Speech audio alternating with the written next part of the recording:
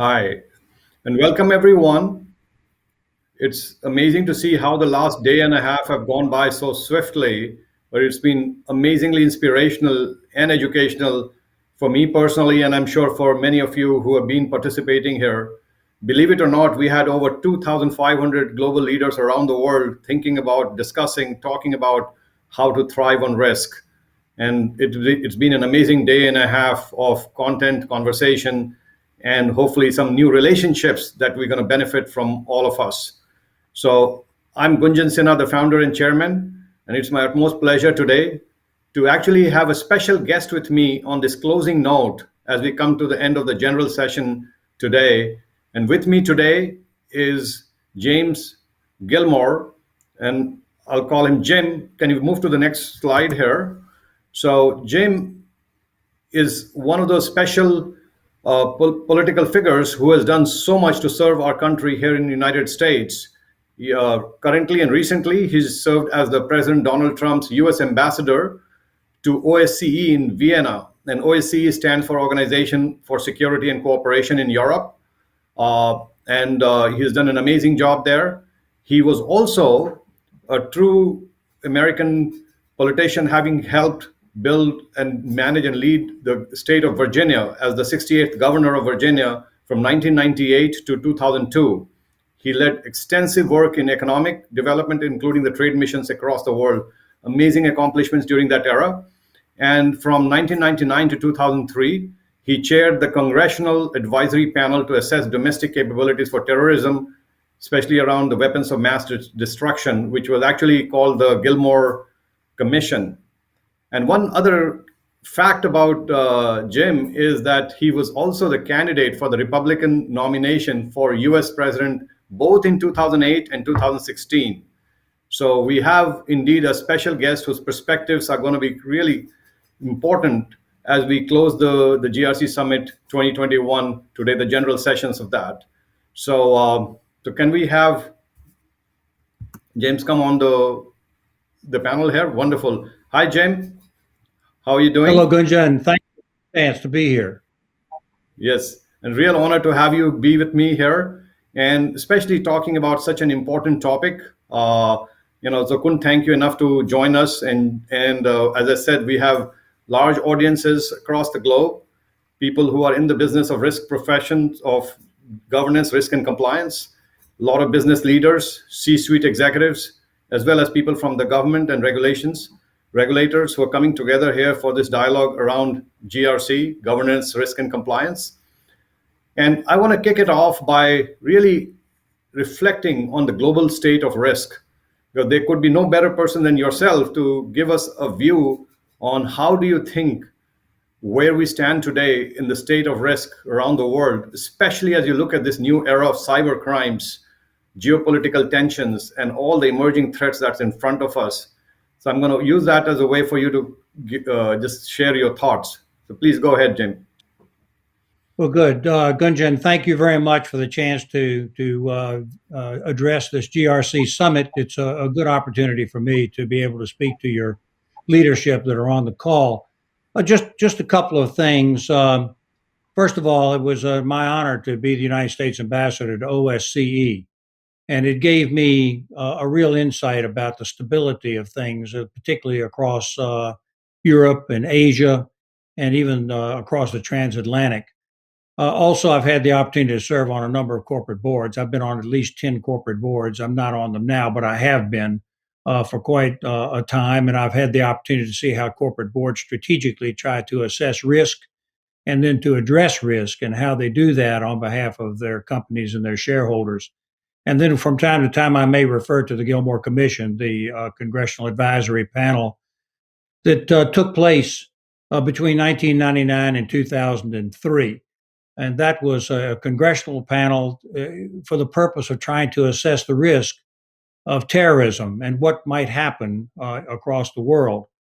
And I have some insights as a result of that. But as I've talked to you about this, Gunjan, I've come to realize that you're focused on the big crises that can occur at any particular point in time. You've made reference to the financial crisis that was unanticipated completely. took place back in 2008, I believe it was. I was actually on a corporate board that was dealing with financial matters at that time, and it was a stunning shock when everything melted down and Lehman Brothers went out of business. It was a complete shock. It caused stock prices to go down. It caused the collapse of financial things that really required an emergency situation by the government. And then, of course, we've seen the rise of the information technology revolution. We've seen the rise of social media, mobile telephones. Everybody has one of these right now. Everybody that's watching me has that ability to communicate immediately. But that means that there's also cyber risk, and where that's being discussed currently, right now. It's going on right now. The cyber risk. We're seeing allegations that there's actually state-sponsored cyber attacks going on. The assertion has been made that that's going on right now, and that it's probably a probe to see whether or not all of these communications could be cut off and collapsed. And it could be threatened by criminals who do ransomware. We saw an example of that with the Colonial Pipeline in America just in the last days. It could be done by terrorists who simply want to destroy things and disrupt things for their own political purposes, or it could be a state actor like the Russians, the Ukrainians, the Iranians, or the Chinese, or others. All of these are really serious risks. And then finally, of course, the pandemic, which we've all addressed here, which has changed the way we're doing business, has changed the way we're doing business right now with this virtual summit. But it's also created the opportunity to see how we can communicate without having to fly places and having having to meet face to face. So there are big changes, and I think you've also thought in trying to anticipate that there may be a climate change risk that's still ahead, that's still developing, that will require a lot of regulatory compliance going forward. But I think maybe I'll just take a minute and point out to the people on here that several things. Anything can be risk, and everything that we just discussed, it's not one off, and it happens and then it stops. These things are cumulative. They could be going on all at the same time. They are going on all at the same time. And there are countless other risks and challenges and crises that could happen. As the immediate past ambassador to OSCE, I can warn you that the danger of real war is a possibility. And what would be the consequences of that? Well, we think of war as being some conflagration or maybe something like that. It could be any number of lower level types of conflict or war that would disrupt the business opportunities and disrupt trade and disrupt communications. It could be any of that that could go on. Cyber would absolutely be a component of any kind of conflict that happens between states. And I'm warning people that there is a serious danger of that in the world today. So the question would be this: if there's going to be a conflict, immediately one state actor or another are going to try to disable the cyber and information technology abilities of their adversary. That is absolutely going to happen. And these probes that are going on right now might very well be just an experiment to see whether or not a cyber attack can in fact work. So I ask all of you who are on the call right now, what would you do if suddenly the internet were disabled? What would you do if an adversary used an electromagnetic pulse and set off a major either nuclear explosion or non-nuclear explosion, which disabled the internet and disabled all the communications? What would you do if your computer went out? What would you do if your cell phone was no longer active and you couldn't use it? This would be utterly and completely disrupted, as we all know. This is a real possibility. I don't want to understate this in any way. The danger of conflict, geopolitics is growing right now. We're seeing a Western approach to things that emphasize democracy, free trade, the opportunity to build economies. We're seeing also competitors, and I actually prefer to use people who we're in conflict with, who actually want to upset that world order right now. We're seeing conflicts and potentially in the Pacific. I can tell you right now that Europe is not a quiet place.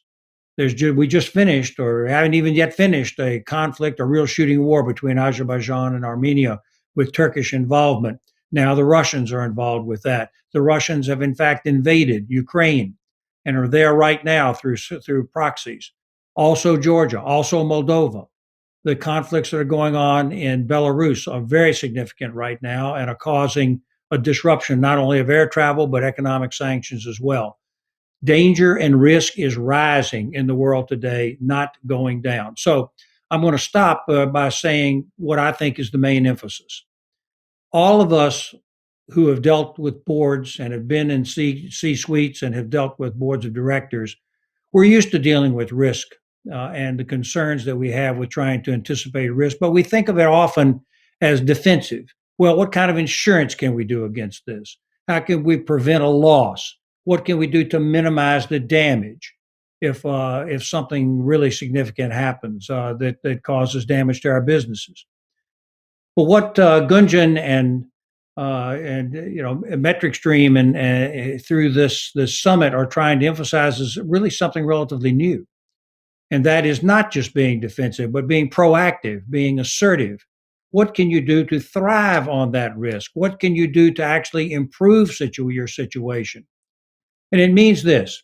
It means that you have to anticipate and get ahead of the potential risk. One of the panelists yesterday, Arya, pointed out that if you could anticipate the risk, it would advise you about how to apply your capital, how to spend your capital in order to actually grow your business in the middle of the conflict. It would tell you whether or not you should be conducting mergers and acquisitions in order to protect you and give you the opportunity to grow. You can't do any of that without understanding the construct that is very simple. It is that you have a crisis, which creates an opportunity. And then you have to decide how you're going to take advantage of that opportunity. That requires planning, pre planning, not just flying by the seat of your pants or reacting suddenly. That's going to make people immediately defensive. You have to be thinking about the planning to anticipate a risk or a catastrophe, and then what you're going to do in order to gain from it, gain a competitive advantage over your potential competitors. These are the opportunities, but that is a great leap. And then finally, the third construct on that is after you see the risk and you see the opportunity and you do the pre planning in order to take advantage of it, then you have to have the initiative to actually do it. And there are plenty of examples of people who think about the risk, they do the planning, but they never act. So these are the things that the constructs that you have to think about in order to be able to thrive on risk and not simply be on the defensive. And that's what I think that this summit has been intended to do. And that's what I think that the new innovation is that this summit is creating. So thank you very much, Gunjan. I look forward to our conversation. Yeah, no, that's amazing opening remarks here from you, Jim. And I feel like, you've been part of our MetricSim journey, even though we got to know you recently. But every word that you've said, a lot of the people on the audience here, they probably live it every day in their day jobs, thinking about how do you turn risk from a position of fear to a posture, from a posture of fear to a position of power. How do you turn it into a strategic advantage? How can risk be an accelerator of growth, not just be a deterrent to performance? And I think these are important questions that we touched upon over the last day and a half, and especially when you're looking in a world where there is amplified risk. And I think we just witnessed, right, like the pandemic, where it put the whole planet, each human on freeze, and we could not really operate the old way. And what you just remarked right now, and it was eye-opening for me personally, as you said, what if your information systems went on a freeze? How would you react? If your cell phones didn't work, or if your computer systems or your ATM machines were inappropriately, dysfunctional, were not working, how would the business work? Have you thought through a contingency planning on all those things? These are important questions for the risk professionals globally to reflect on, but also to plan for and execute on. And I think that's really the key message that I'm hearing from you. But this is spot on, given what we all face every day in our day jobs as in the business of risk. Now, let me turn around and ask a question that if you were looking at where we sit today in a very precise term, beyond the geopolitical, is there anything else that you would consider to be a blind spot, an area of risk? Like I remember, like last February, we were all flying around in 2020, all around the world, and we're completely oblivious of the pandemic. And then the pandemic hit us in March, if you remember, back in the United States at the time. Is there anything else that you feel beyond what we've touched upon that we should be thinking about or worried about or planning for, as risk professionals that would be material for us right now? And you feel that the boardrooms are actually considering those things as priorities. I almost think of them as blind spots. Are there any blind spots that you observe as you see from your vantage point in the corporate I world? chaired the national. I chaired the National Commission on Homeland Security, the Gilmore Commission, for 5 years. Gunjan, it was a congressional panel that was established in 1998. So we did 1998, 99, and 2000, and we were about to conclude. And I can discuss what that was, but just what happened at that time. Well, the 9/11 attack happened, and it was completely a surprise. And we had discussed the risks and the dangers of the blind spot of what was unexpected. And it was a remarkable thing because we said, well, how can you possibly anticipate what could happen? You can't control nature. You can't control a terrorist organization that is thinking about what they're going to do next. We anticipated the normal shooting. We anticipated the bombs. We anticipated conventional warfare. We even took into consideration a nuclear attack or a biological attack. But how can you anticipate everything? And the answer, of course, is that you have to be thoughtful about what your planning is so that it's flexible enough to be able to respond to the unanticipated attack. So you have to do the contingency planning. You have to do the government continuity planning. You have to do the business continuity planning. And you have to think about what could happen if all the fundamentals of your company or your government are disabled, because that's what many of our enemies want to do. Terrorists want to do that. An enemy state wants to do that. So think about about what these things could occur, but you can't think of everything. That's why your plan has to be more broadly based. I want to give you a quick example. The Gilmore Commission, which, by the way, the listeners and the viewers can see in the RAND Corporation, RAND, RAND Corporation, a sophisticated think tank in Washington, staffed the Gilmore Commission. The reports are on the RAND Corporation webpage. You go on their webpage, put in Gilmore Commission, and these reports will come up. Well, I'll just give you one example. Year 4, the commission was extended into year 4 and 5 because they hadn't anticipated that the 9/11 attack was going to happen. But more importantly than that, the Gilmore Commission was remarkably ignored. I looked at the fourth report just last night. There's an entire section in the Gilmore Commission report about public health. We had a very sophisticated fellow from the Institute of Health by the name of Ken Shine, who was on our commission, who insisted that we focus our attention on public health and what kind of vaccine programs were necessary and how long it would take to create a vaccine and how we were going to deal with public health situations and quarantines and be prepared to react for that. All that was right there in the report, but it was ignored. And as a result of that, we weren't prepared for this sudden pandemic that occurred. Now, there'll be some argument about how it occurred, but the fact is that a biological attack is certain if we get into a state by state conflict. It's certain that there's going to be a biological attack. And I always used to say, and then I'll stop and say, with a nuclear attack, you can at least, if a terrorist sets off a nuclear explosion, which is highly unlikely, by the way, that they could get their hands on something like that. But if they did, you could actually put a chain link fence around that. Well, we pointed out the fact that a biological attack, you probably can't put a fence around that. And we have just seen that. We have just seen that. No matter where it came from, it spread across the world and killed millions of people suddenly, really, over a period of time. And we're only coming out of it now, and thankfully, because we've begun to develop the vaccines. So you asked me, is there a blind spot? The answer is, it is not possible to anticipate everything that could happen. Therefore, the obligation is on us to look at your plans, look at your business continuity, look at your government continuity, and try to prepare for any contingency possible.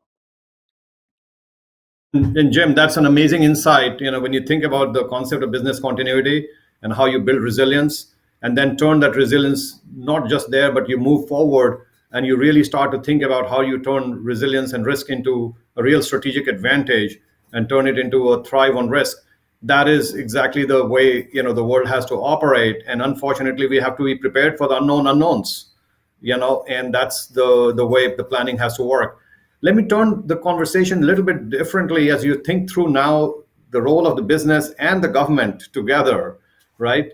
And normally, businesses have operated on one planet, governments and regulators have been sitting on another planet, and it's been, I guess, working in one way. But moving forward, what's the best approach so that we can bridge the gap, the divide between the two sides, so that we can actually address some of the emerging issues, especially around the environment, the climate, the social issues that are emerging, social inequities and so forth. So how do you see the two sides, the business and the government, kind of collaborating into the future now?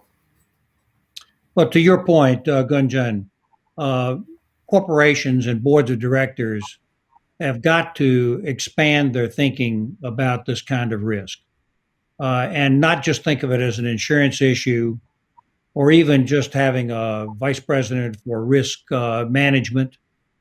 And I think that you have to begin to be willing to think strategically about what the world is around us and what's really going on, and try to, if not foresee a problem, to be able to at least take the risk into consideration strategically.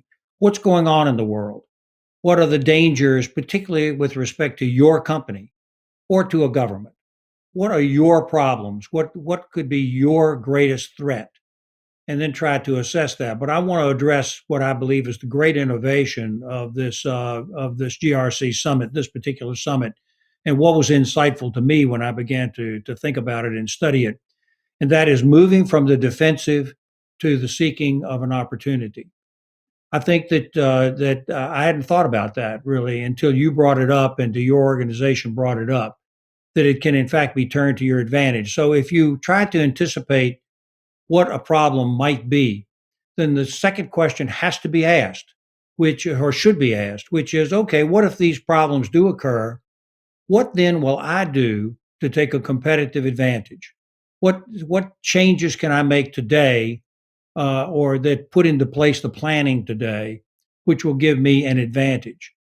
I think that's the hardest thing, because it's easy to think about things defensively. The whole insurance industry is built upon being defensive about this and protecting against your bottom line with a check. But a check won't necessarily stop your whole company from being disrupted. And as we have seen from some of these other examples, even ended, your company could be ended. Insurance company doesn't do you much good if your company is completely out of business. And with the financial meltdown, we saw that in fact occurred. Lehman Brothers went completely out of business. So did all the big banks were threatened.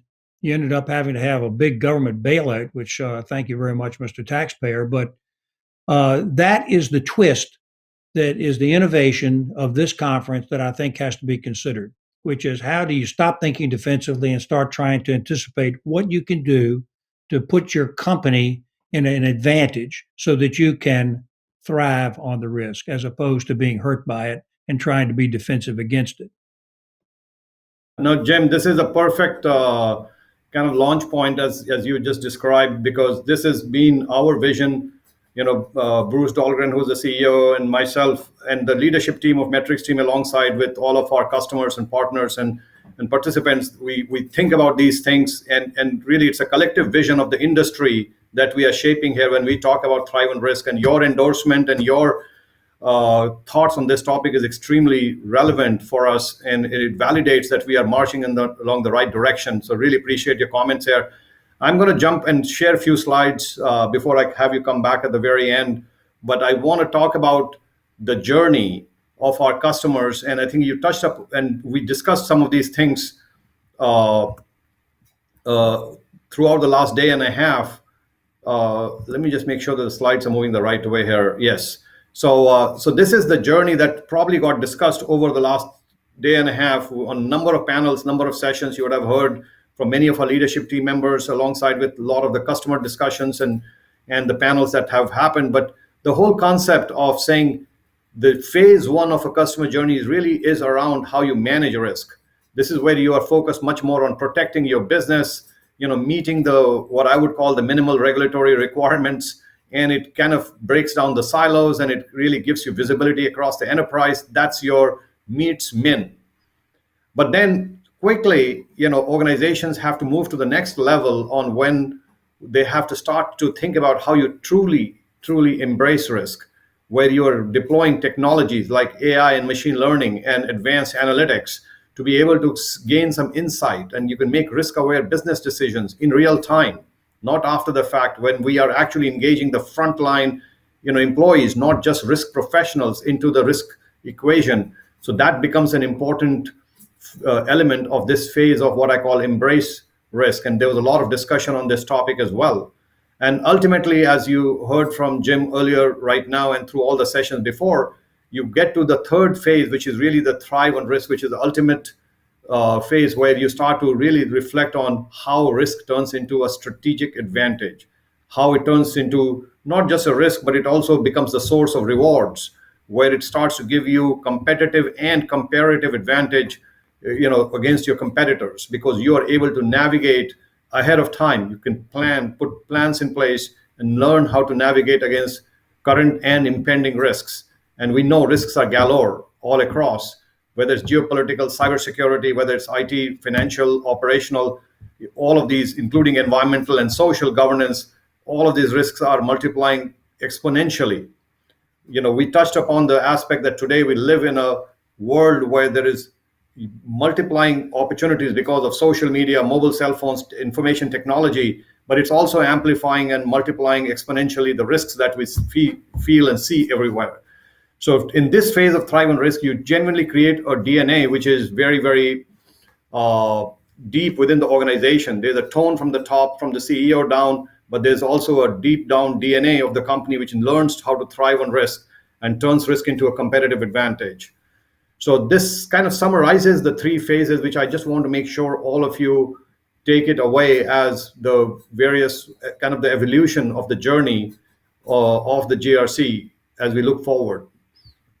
The other key headline that I want all of you to kind of remember, and this is something which we believe and the metrics team believes, this is something that we have brought to bear here, because what we saw in the pandemic and post-pandemic, we wanted to come out with something which has a real quick start advantage, something that you could actually make actionable here and now. You heard Jim talk about it, right? You could put you could understand the risks, you could put all the plans, but you still have to act. And the last part of acting on it is extremely important. So we have tried to make it as simple as possible for our customers and prospects and everybody else who's here to be able to really kind of embrace MetricStream. And this is, by the way, an exclusive offer only for the attendees who are here at the summit, and you will be able to scan this link here, but it gives you an immediate offering where you get a 1-hour interactive session for all of our products.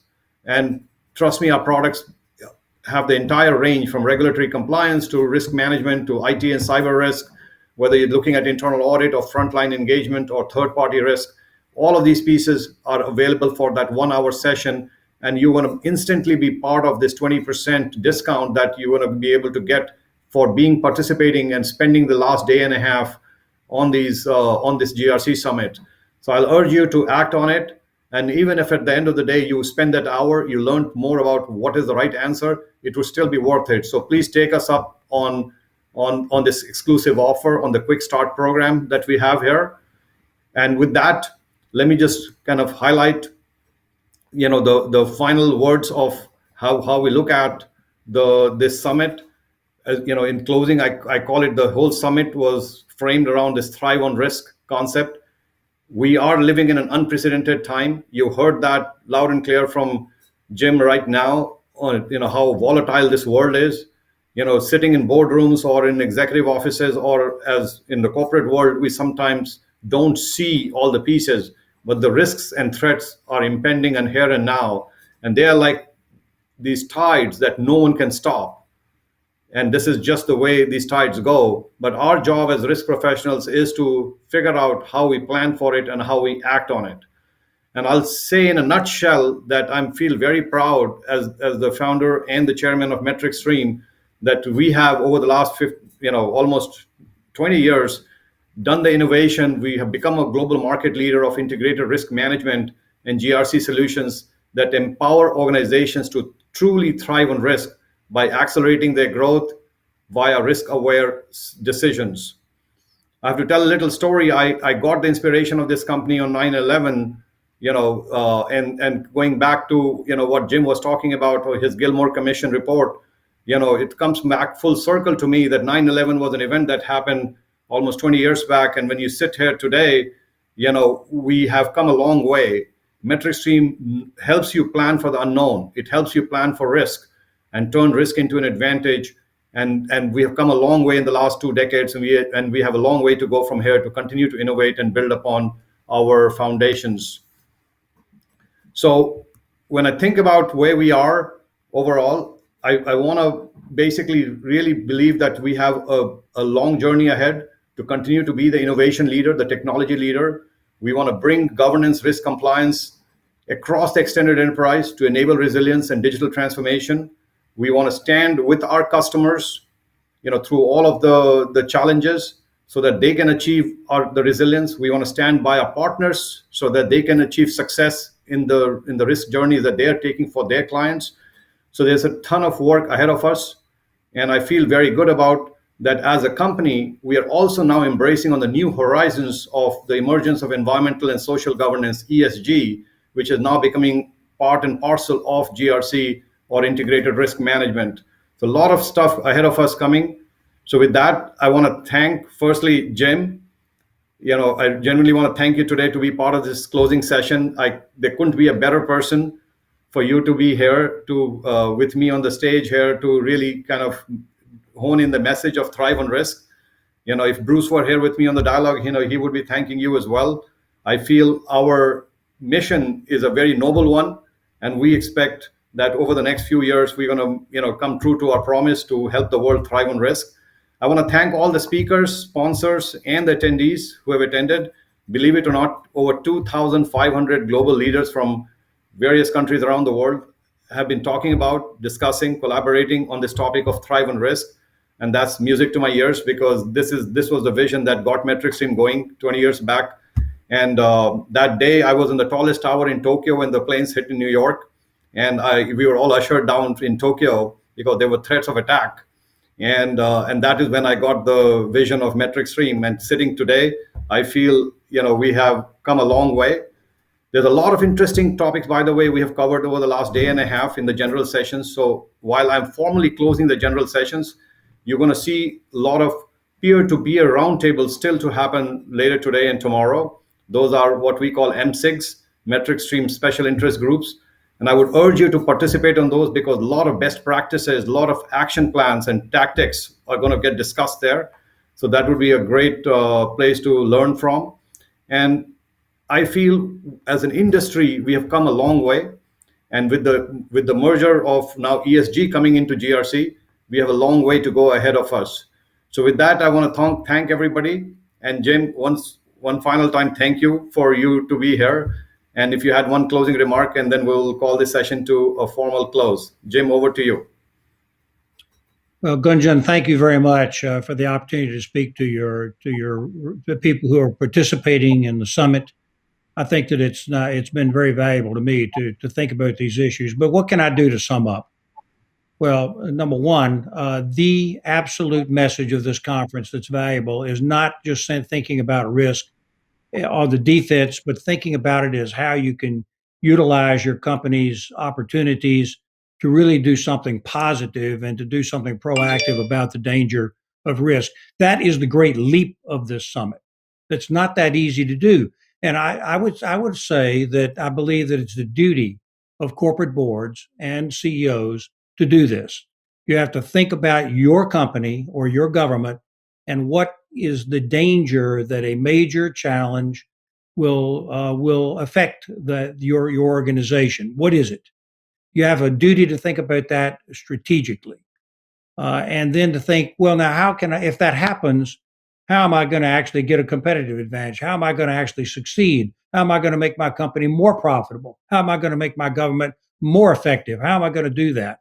Because I tell all of you on this call right now, that crisis is coming.